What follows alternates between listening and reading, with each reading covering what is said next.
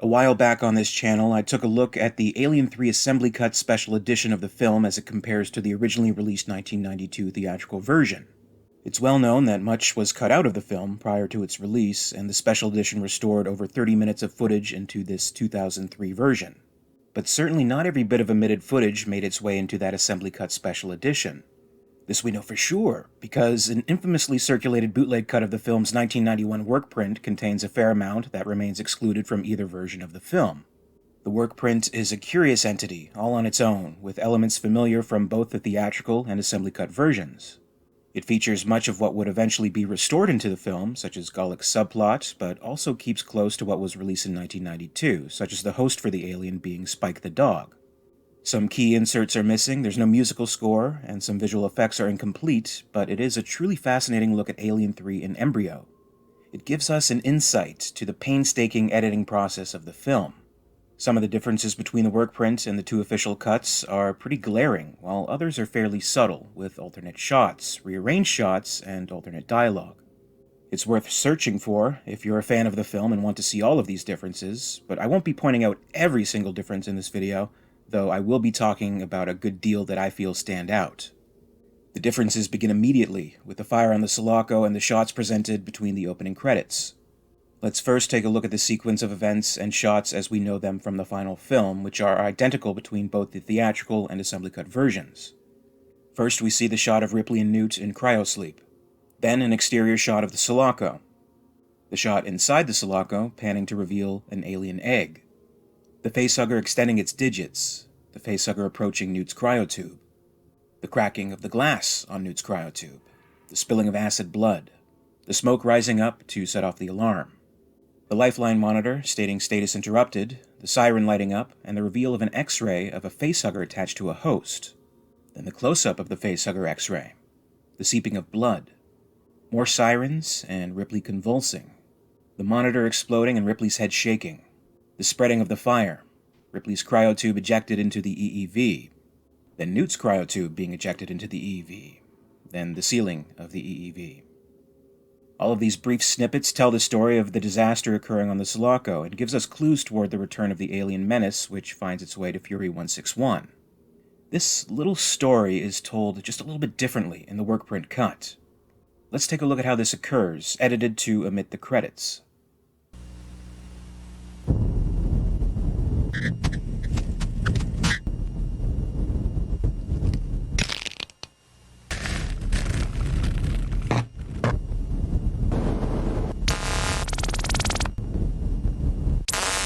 Stasis interrupted. Fire in cryogenic compartment. Repeat. Fire in cryogenic compartment. All personnel report to emergency escape vehicle launch of deep space lifeboat will commence in T-minus 20 seconds.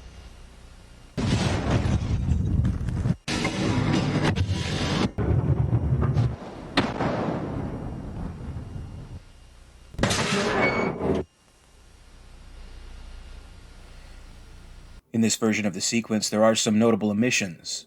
Perhaps most noticeably is the exclusion of the shot revealing the empty egg and the X-ray of the facehugger.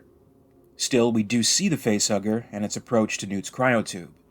Without the shot of the egg, there's a slight change to how we may perceive the bridge between movies. Instead of an entire egg somehow making its way to the Sulaco, it is a lone facehugger already hatched. Maybe that makes a little more sense to you. Maybe less. Maybe still the same old plot hole. But a notable difference. Some of the shots are sequenced differently here, and reveal different information at slightly different times, but it's altogether conveying the same idea. As for unseen footage, you may notice a shot not present in either version of a monitor right before the computer announcement of stasis interruption. It stands to reason that a fair amount of these insert shots may have been filmed and considered for inclusion in the opening sequence, but never made the final cut. The Workprint is closer to the theatrical cut when it comes to presenting the crash and its aftermath. It does not include any of the footage of Clemens rescuing Ripley, or any of the oxen retrieving the EEV as we see in the assembly cut. Most everything when it comes to establishing Spike as the host is included in this cut, though there is one scene that is a little bit different. When Murphy finds Spike later on, there is a shot that lasts a little bit longer of him bending down to the dog in the Workprint. This is replaced by a different insert shot of Murphy in the theatrical version. The close-up shots of Spike's face are different between versions. Due to the overall quality of this bootleg Workprint, it's hard to see exactly, but it's possible that these shots didn't effectively establish the marks on the dog's face. New shots of more convincing effects were likely part of reshoots and edited into the theatrical version. It's worth noting this early on that all of the dialogue you hear in the Workprint version contains the on-set recorded audio of the scenes. Additional dialogue recording, ADR, is common practice for big productions like this, especially when it comes to Alien 3, where there are often steam machines running throughout, making the on-set recorded dialogue just about unusable. If you originally saw the assembly cut when it was first released on DVD in 2003, you may remember this being one of the major issues, as many initially cut scenes never reached the editing stage where the dialogue was re-recorded, or looped, as the term goes.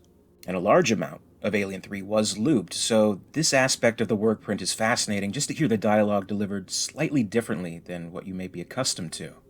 Looping can also be put to use to add or change dialogue in scenes with long shots or where you can't see the actors' faces. Take, for example, this scene where Ripley and Clemens visit the wreckage of the EEV. It appears the same in both the theatrical and assembly cut versions. This used to be a 5,000 convict facility, but it's been reduced to a custodial staff of 25. In the Workprint, however, the dialogue is just slightly different.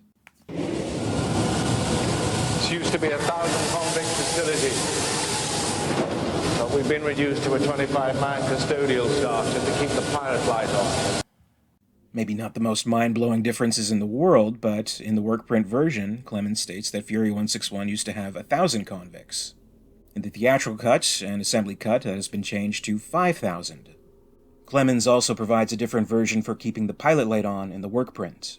Here is the dialogue in the theatrical and assembly cut versions. Blast furnace! Natural methane! We have a foundry, Lieutenant Ripley! The inmates forge lead sheets for toxic waste containment! How do you know my name? Here is the version, as difficult as it may be to hear, in the Workprint.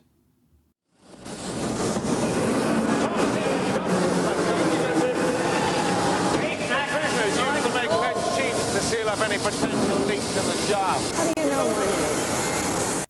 The dialogue in the Morgue scene's opening is also presented differently. It does have the exchange between Ripley and Clemens where he asks if Newt was her daughter, which is absent from the theatrical cut but present in the assembly cut. The Workprint is an alternate wide shot, and it moves much more briskly than what we see in the assembly cut. Was she your daughter? She wasn't. And I regret to inform all you sick gorehounds out there that no, this version does not include the fabled, extra explicit and gory Newt autopsy scene. That, by all accounts, never made it too far to begin with, and has never seen the light of day publicly. Aside from one shot of Newt covered before Clemens reveals her face, trimmed by about 3 seconds in the official versions, this scene plays out exactly the same. The most curious difference between this version, when compared to both the theatrical cut and the assembly cut, may actually be the funeral scene. In this Workprint version, there is no chest-bursting sequence to be found, either from the dog Spike or the ox Babe. At this point in production, it seems that everything when it came to Babe being the host was scrapped, and the decision was made to change it to Spike, but the crucial chest-bursting effects had yet to be filmed. Everything you see with Spike's chest bursting is among the very last footage to be filmed, not part of the original production in England, but as part of reshoots in Los Angeles. So, for the purposes of this cut, it simply would not have been ready just yet. What we get instead is the complete, uninterrupted funeral scene, with no cuts to the chest burster, which definitely gives it a different overall feel. There are a few shots of Dylan's speech that didn't make it into either official version, and the effect of Ripley's eyes over the bodies of Hicks and Newt as they are thrown into the furnace are not present here. As for one slight difference in the dialogue here, Dylan for some reason refers to the departed in the singular. We commit this body to the void. We commit these bodies to the void. Make of that what you will. The assembly cut of Alien 3 restores a conversation between Dylan, Boggs, and Rains about Golic that sows some seeds of Golic's deranged state of mind. To put it plainly, they don't like him. He's crazy, and he smells bad, but Dylan objects to this. The conversation is edited differently in the Workprint, with some different and extended shots of Golic's reactions to the conversation. A little bit more here and there, with cereal and milk dribbling from his chin, and the scene ends with a different shot of Dylan patting Golic on the back as he leaves the table before Ripley enters the mess hall. Maybe not a change of huge significance on the surface level, but I do really like this shot of Golic when Dylan finally forces Boggs and Rains to go along with him. He gives an ominous grin, as if he's gotten away with something. I think that adds just a little bit more to the character and to the subplot to follow that is absent from both official versions of the film.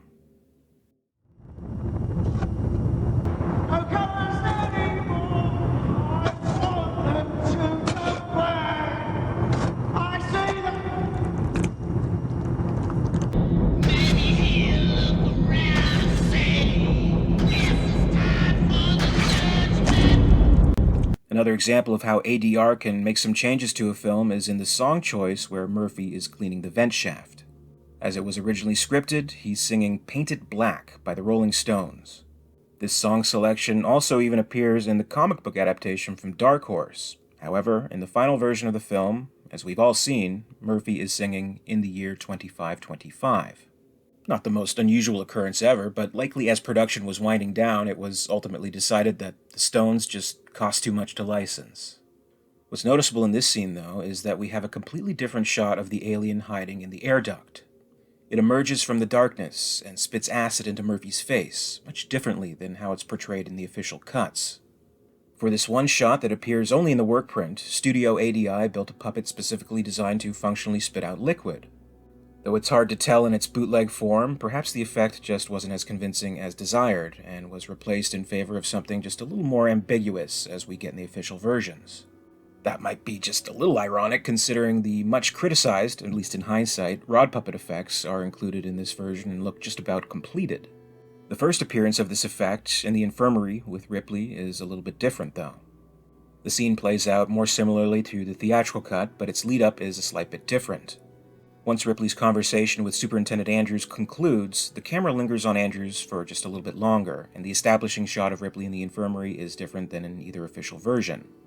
Once Clemens tells his long, sad story of how he came to be a prisoner, the alien's appearance matches up more to the theatrical version. No shots of its feet landing, or close-up of its jaws as in the assembly cut. The first appearance of the rod puppet effect has this one noticeable difference. The alien moves its way toward Ripley, knocking the bed frame as it comes closer, and we see a fuller look at the effect. In the final version, there is actually an optical effect inserting a medical cart that partially covers its lower half. Again, it's hard to tell because of the Workprint's quality, but this may have been done to cover up a not entirely ideal special effect. This version closes with a shot of Golic gazing in wonder at what he's just seen, as shown in the assembly cut, but a different take is used here.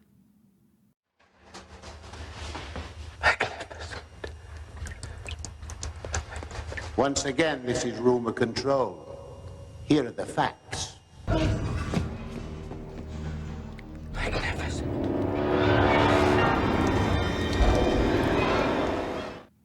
Andrews' final rumor control speech is edited differently in the Workprint, this version appearing uninterrupted and not intercut with the shots of Ripley running into the mess hall. It also includes additional dialogue referring to Boggs, Rains, and Golic that is absent from the official cuts. At 1400 hours, prisoners Boggs, Rains, and Golic left on a routine foraging mission into the underground network. At about 2100 hours, prisoner Golic reappeared in a deranged state. So if you were ever curious as to what exactly they were doing down there in the first place, the answer, a foraging mission, can only be found in this Workprint version. For a long stretch, the film does play out as it does in the assembly cut. The plan to trap the alien in the toxic waste tank is followed through, and it is captured after Junior sacrifices himself to lure it in. A key element missing in the Workprint is the shot of the metal bucket cracking when the cold water hits it, foreshadowing the alien's fate at the end of the film. Possibly this shot was added later on after test audiences expressed confusion as to how the sprinklers exactly killed the alien. When the survivors gather, Dylan leads the remaining prisoners in a prayer as Ripley and Aaron watch over in the assembly hall. This scene is in the assembly cut and appears here in the Workprint with some alternate shots of Dylan and the prisoners over Ripley and Aaron's dialogue. The scene where Golic escapes from the infirmary is edited a little bit differently in the workprint. This version includes a shot where we actually see Golic grabbing the fire extinguisher he uses to knock out Morse, and the tail end of the scene is extended by just a few seconds, showing him run off screen. No more cigarettes for you.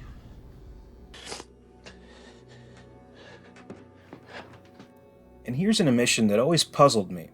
When Golic frees the alien, we have this shot of him in silhouette, illuminating his eyes. Though it's not actually shown on screen, it's obvious enough that the alien kills him.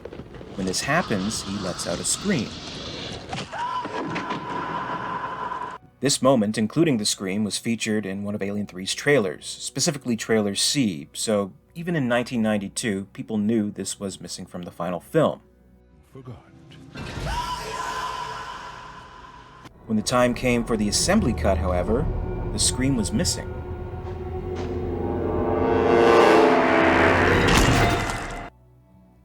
I never really understood why they removed the scream. I think it's a pretty good scream, actually. And when I was watching Alien 3 The Legacy Cut, the 4K fan edit of the film I talked about recently on the channel, I was secretly hoping they would have restored it. But, alas, that was not so. Golic's death scream only exists in this workprint and in Alien 3 Trailer C. When Morse comes to and informs Dylan of Golic's escape, the workprint features an alternate shot showing Morse from behind. After Ripley finds out about the alien queen inside of her and decides to go search for the alien, there is some alternate dialogue between her and Aaron. It's just down there. Basement. We don't have a basement. It's just down there. In the basement. This whole place is a basement. And notably in this version, the entire sequence where Ripley searches for the alien is completely absent. As the story goes, David Fincher was pulling for the scene to be filmed, and the studio kept refusing, saying there was no time and money, and he just ended up filming it anyway, guerrilla style. When the time comes for Ripley to make her plea to the prisoners to lure the alien into the lead mold, you'll notice that some of her dialogue is different from what appears in the theatrical and assembly cut versions. When they first heard about this thing, it was crew expendable. Next time they sent some Marines. They were expendable too. It was crew expendable. The next time they sent in Marines, they were expendable too. What makes you think they're gonna care about a bunch of lifers who found God on the ass end of space? You think they're gonna allow you to interfere with their weapons research? You really think they're gonna let you interfere with their plans for this thing? They think we're crud. They think we're crud. And they don't give a damn about one mate of yours that died. Not one. And they don't give a fuck about one friend of yours that's died. Not one. The workprint version of this speech is comprised of on-set audio and alternate takes not seen in any of the officially released versions. It's amazing how much of a difference some adjustments in editing can be done to strengthen a moment like this. Not to mention the musical score by Elliot Goldenthal, which again is nowhere to be found in this workprint version. As far as the bait and chase sequence is concerned, there are plenty of differences, big and small.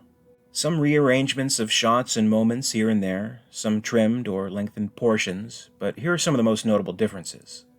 Kevin has some additional dialogue after he first encounters and outruns the alien, along with a shot of the alien's point of view. This thing is really pissed off! Section 29 closed! This thing is really pissed off! When Dylan makes his way into the corridors, there is a moment where he discovers the dead body of the prisoner Troy.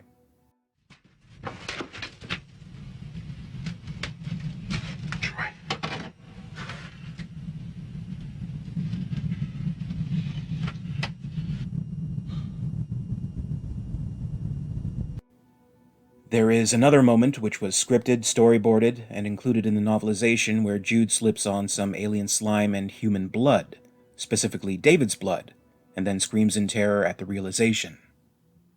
Get up!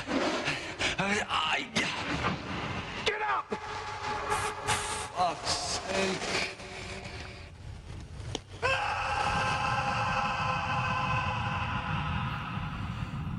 This was not featured in any of the officially released cuts, but it does exist here in the Workprint. There's also additional footage of Aaron waiting for the company in the bug wash. When Michael Bishop arrives, there is some interesting dialogue not found in any of the officially released versions. Not many of us left, sir. Where is Lieutenant Ripley? Is she still alive? If she's alive, she's in the furnace. She's in the lead works with the beast. Oh, wait. I tried to tell him. Have you seen the beast? Yes, sir. Horrible. Unbelievable. She's got one inside her. We know that.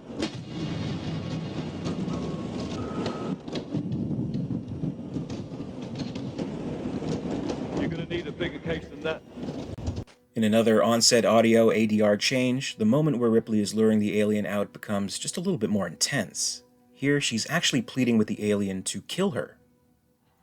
Come here! Come here! Ah! Kill me! Kill me! Maybe that was just bleak on top of already bleak, so it was ultimately left out. But I actually kind of really like this detail. It shows how far gone and desperate Ripley really is. Either she dies or the alien dies. At this point, she doesn't really care who. There's a slight bit more footage shown here of Aaron leading the Weyland-Yutani rescue team through the prison in the Workprint, and when the alien is inside the mold, there are some practical effects shots not seen elsewhere.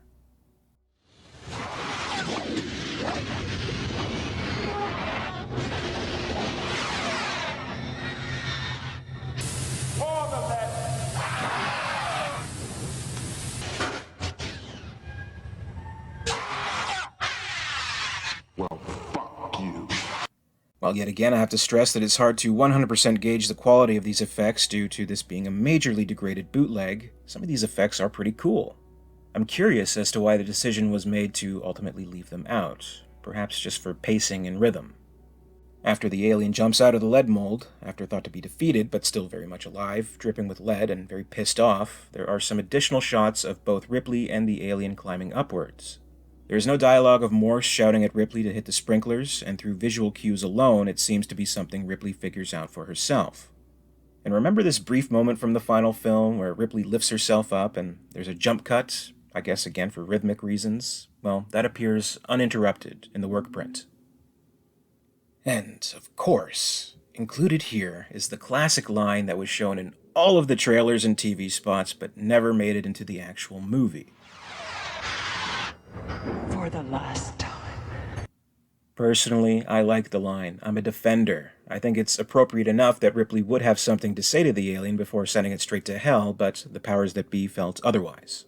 Yes, sure, it is a blatant trailer line, but it fits in just fine with the trailers and ads, which were, admittedly, designed to make the movie look more like an action-packed extravaganza akin to Aliens, but the actual movie wasn't really like that. So, the action movie one-liner was left out. This was another thing I was expecting to see when the assembly cut was released in 2003, but it wasn't restored for that cut either. So, it lives only in the Workprint and in the numerous ads. There is some extended footage of the alien doused from the sprinklers, which has been cut down in the officially released cuts.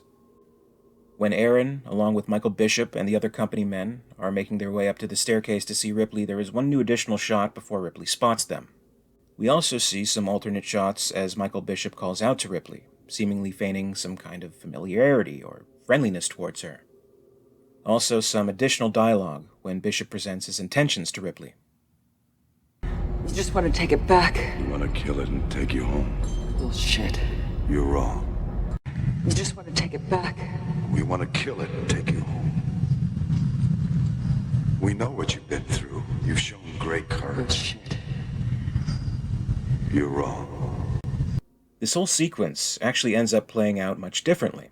It moves slower than in either the theatrical cut or assembly cut, and Ripley's conflict is stressed all the more. In this Workprint version, she seems to be truly considering Bishop's offer, and he pushes her just a little bit further. What guarantee do I have? Once you've taken it out, that you'll destroy it. You have to trust me.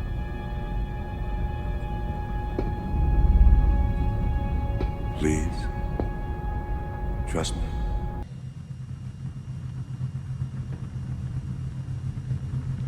Please, trust me.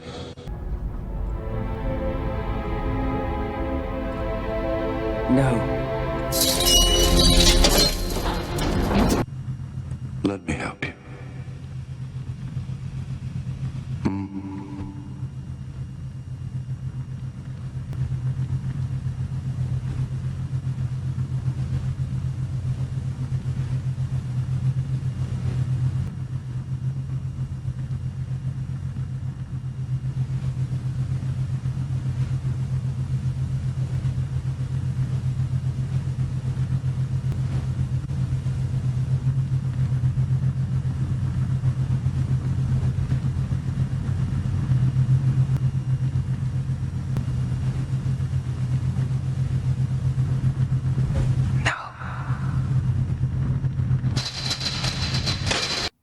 It's quite amazing to see this footage, and to see Sigourney Weaver's raw conveyance of emotions all through her facial expressions.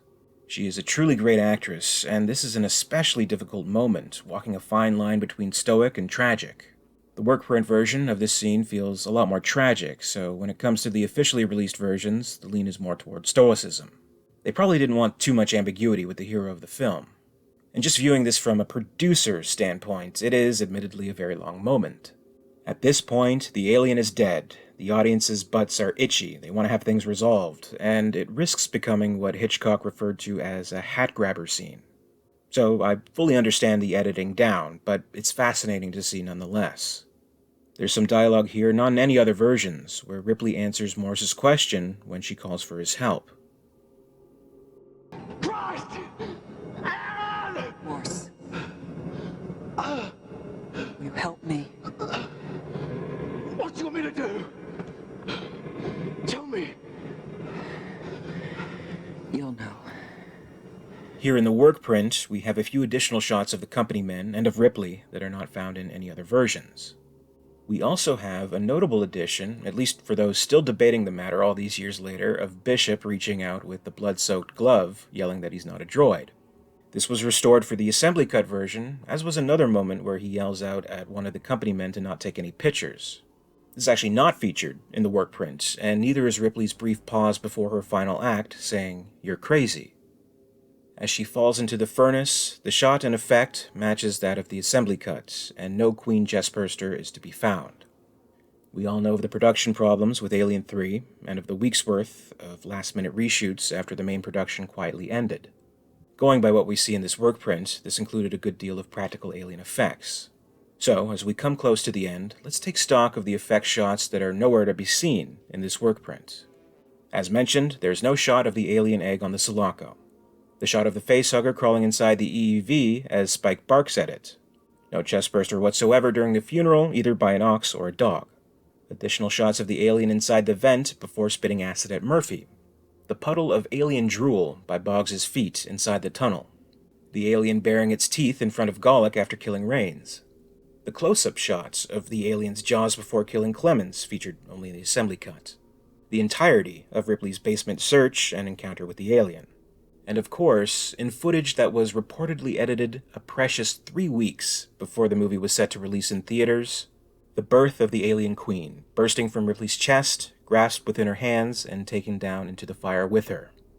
Think of that, just 3 weeks. In a pre-digital world, it cannot be stressed just how down to the wire that really is. The ending montage of the film plays out in a different sequence with some different shots in the Workprint. Here's the sequence of shots as they appear in the theatrical and assembly cut endings of the film. The powering down of the furnace, a shot of Planet Fury 161 in rotation, sealing of the prison doors, a shot of the empty mess hall, further locking of doors, a shot of the assembly hall, more doors closing down, Morse being escorted out of the prison by the company commandos. Finally, inside the EEV playing Ripley's report from the Nostromo, and a computer readout revealing the fate of Fury 161. Now, in the Workprint, there is a shot of Morse looking down at the furnace after Ripley meets her fate. He slowly makes his way forward, and there is another shot of the flames of the furnace as he looks down. Then the shot of Fury 161, then the computer readout about the closing of the prison, then a brief shot inside Superintendent Andrews' office, the shot of the mess hall, the assembly hall. Then Morse being escorted out by the Weyland-Yutani commandos, the final shot of which lasts just a little bit longer, ending when the door to the bugwash closes. Back to Andrews' office once more, showing a dipping bird on his desk, of course calling back to the first film. Then finally closing on the shot of inside the EEV, replaying Ripley's message. This is Ripley, last survivor of the Nostromo, signing off. And that is the 1991 workprint of Alien 3. For anyone interested in the trials and tribulations of the film's production, especially from an editing standpoint, this is such an intriguing piece of material. You can just about see it transforming from the assembly cut to the theatrical cut here, and you can sense the story desperately wanting to be told, with missing and additional pieces. With all of this in mind, all I can really say is, God bless Terry Rawlings. He was the editor on the first film, he came back for this one, and the experience must have been night and day. Surely this had to have been the defining challenge of his career. In retrospective interviews, he's pretty candid about the frustrations he had with 20th Century Fox, about the cuts they demanded, about the refusal to film certain scenes he felt were crucial in telling the story, and how they just plain didn't trust the vision of David Fincher. You can sense the missing elements in this workprint for sure, but regardless of how you may feel about the 1992 theatrical cut of the film, Rawlings seems to have pulled off the impossible. He made the movie work. He found the narrative flow and effective overall rhythm. He made the most coherent sense possible out of the footage he had, and he did it all when the director was essentially fired from the film. Rawlings' achievement should not be understated. He uplifted the film that was necessary at the time. But still to this day, we're fascinated about the process, about what was left out, about what could have been done differently. It's no wonder that a fan project, such as the recent Legacy Cut, draws in such fascination. We know there's something in there, and we can feel it. Alien 3 is a film that lives, breathes, and exists like any other, but at the same time, it is a lost film. The assembly cut shed a light on a great deal of what was lost, and fan projects explore that further. This workprint provides even more tantalizing pieces to the puzzle, and if you're still drawn to the film to this day, it's out there somewhere, so it's worth seeking out. As always, I'd like to thank you very much for watching today. I'd also like to wish you a very happy Alien Day, 426. Hopefully you'll be sitting down with your favorite Alien film, or even doing a marathon, or just generally enjoying all things Alien the way you see fit. If you're new to the channel, be sure to subscribe for all the latest videos, and if you enjoyed this video, please be sure to give it a like. My very special thanks today goes out to Nicholas Butta, our Weyland-Yutani executive, and Gregory Ford, the Patreon Hive Praetorian. A very special thanks to Lady Anne in the Ellen Ripley Tier of Excellence. If you'd like to join the Hive and support the channel, check out my Patreon page for further information. In the meantime, you can follow me on social media. Follow @alien_theory on X, formerly Twitter. Follow @AlienTheoryYT on Facebook and Instagram for more. And until next time, this is Alien Theory, signing off.